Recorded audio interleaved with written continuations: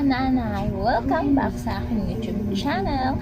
So for tonight's vlog ay ito po nakita niyo to. Nagpupunas ako sa anak ko kasi po gabi na. Yan, nagpupunas tayo. Ito yung gamit kong wife. In-order ko po to sa Lazada.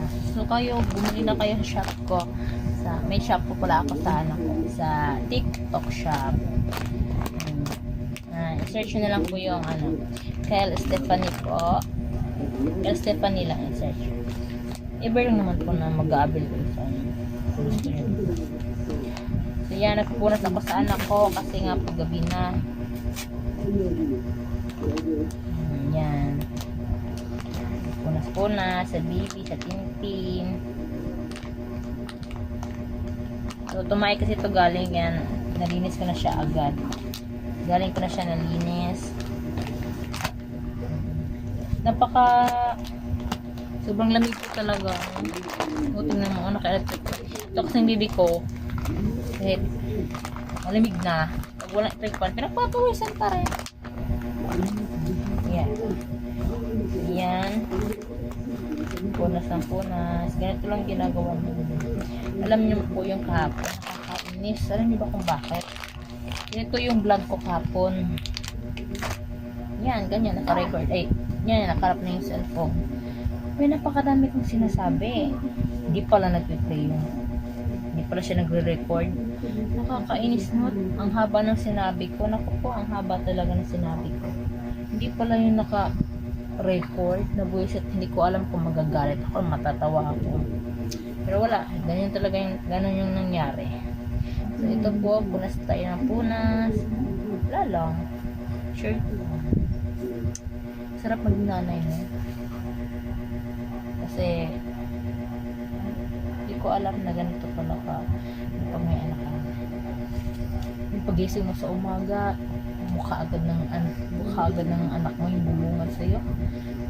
Talagang automatic, talagang good mood ka talaga. Diba? Yung mga nanay dyan, mga anak nila. Dapat pala yung gamit ko sa kanya ng salila. May binili po ako sa Tiny Buds po na yung na-press ko sa kanya kaso hininto ko. Andun pa nga po, hindi ko na inubos. Bumalik ako sa Manzanilla kasi laking Manzanilla ko eh. Diba, ito yung ginagamit dati. Dating mga babies. Nanay. Ito yung ginagamit, diba? Kasi isipan niyo yung chan ko at may tahi ako. Kunti lang nilalagay. Nilagyan ko yung likod niya. Yan. So, ito yung damit niya. So, mas ako sa kanya pag dinamitan ko siya ng ganito lang. Yung lang siya, manipis lang. Tsaka yung mga damit ko ng bibi ko ay karamihan po ay kulay white. Kasi mas prefer ko siya nakasuot lang ng white. Kasi iba kasi pag yung anak mo nakasuot ng white, malinis. Tsaka aside pa doon is press ko sa pakiramdam nila, diba? Sa pangadip kulay. Okay lang pa magdidikulay pag aalis, pero pag nasa bahay lang po kami, nakasando lang po ito pag mainit. Pag ganito yung panahon yan, malamig. Ito na pinasuot ko sa kanya. Pero pag masyadong malamig, halimbawa ulan, yan, pinapalitan ko siya ng damit. Yung all over na parang siyang romper. So, yung pajama niya. So, sobrang cute na pajama niya. Ayan. Ito lang. Tatapos kasi nito, antakin ito.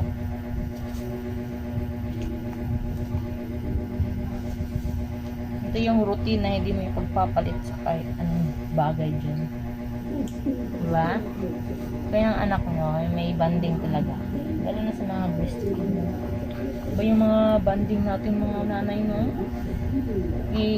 May banding talaga tayo pag breastfeed sa anak natin na hindi mo ma-explain. Kung malakas yung connection yung so, sasot po tayo sa kanya ng medyas. So, bago ko pa siya sinasuotan ng medyas, nilalagyan ko po sa mga sanilya yung pinakaano ng paan. So, hello sa iba dyan. Evening. Ano ulam nyo guys? Magbigay naman kayo dyan. Baka naman Ito pala yung binili ko kanina na medyas. Kasi yung iba niya medyas kasi po maliit na. Kaya tinadya ko talagang bumili ng medyas niya. Kasi yung iba niya, kasi yung Lazada na yun, bumili ako. Ay hindi, joke lang. Joke lang kasi pala. Yung ano kasi, hindi kasi, yung iba kasi, pag nag-order ka kasi, yan, alam mo yung expectation mo versus reality. Yung expectation ko, kala ko, mga fresh yung ganito, ganyan lang. Pagdating pag babae, maliit, white, tapos ni, ganyan, parang gurot-gurot. Basta wala akong choice, ginamit ko kasi nga na-order ako kasi kailangan ko sa baby ko. Mali naman yung pang babae. So, ginamit ko pa rin. Yan. So, yun lang. Napagod ako sa araw. Paglalaba ko. So, tapos na po tayo. At ito po yung ulit yung sukla niya. Sinusuklayan ko po yung baby ko kasi maano po kasi buhok nito. Makapal. Makapal buhok nito. Yan. Yan na, makapal buhok. Say hi. Say hi. Hi po. Hi po mga auntie. Mga subscriber po ng mami ko.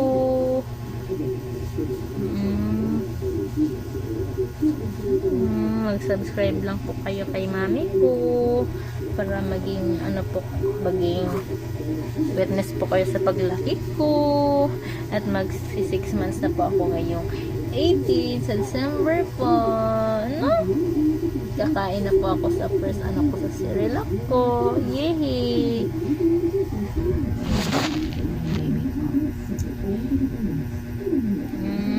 Kakita ko po nito ng mga nakapay. Yung pagbigay sa akin na-shock ako. Hindi ko alam kung mararamdaman ko. Naiyak lang ako. One day, isang araw noon, nasa kwarto pa ako noon sa hospital. Nasisaryan ako, umiiwa pa ako noon. Tapos nakadexus pa ako noon. Dexus ba yun? Basta tapos noon, hirap po ako maglakad. Sabi kasi ng doktor, tatanungin ko po kasi nakatae ka ba? Nakaihi ka na ba? Kasi kung hindi ka kahit nakaihi niyan, hindi ka papauwi niyan. Ganoon din yung anak mo, pag hindi din siya nakatae o nakaihi, hindi ka din papauwi. So yun nga pong nangyari. Sa nursery po, siya lang po isa doon. May kasama siya doon kasi pinuha lang din, sabi ng asawa. Kasi yung asawa ko lang po yung nakakalabas. Kasi ang hirap kayo lumakad. Sabihin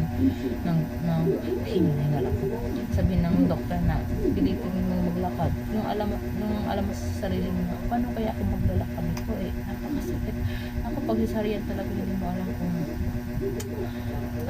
kung saan yung masakit ba yung mo, dito sa gilid, sa paa, basta hindi ko ma-strict ng katawan ko nun. Tapos hindi ako halos makapagsalita, as in hangin lang kasi yung sobrang sakit, nagpipigil ako sa tahi ko, sobrang sakit. Tapos yun, lumabas pa rin ako sa kwarto. Yung kwarto ko kasi ganyan, private room yung kinuha namin nun. Tapos sa nursery, malapit lang naman, pero para sa akin napakalayo kasi nga yung lakad ko dahan-dahan. Tapos yun, kala ko kasi noon makakapasok kami sa mismong loob. Hindi pala kami makakapasok sa mismong loob. Doon lang pala kami sa bintana, sa may glass lang. So, isisend ko na lang, i-attach ko na lang yung mga yan. So yan. Hindi ko siya nakita. Medyo naano ko kasi kala ko malalapitan ko siya. Pero tuwang-tuwa yung puso. Ganun talaga yung lokso. Basta yung sa dugo, maramdaman mo. Basta, yun na po.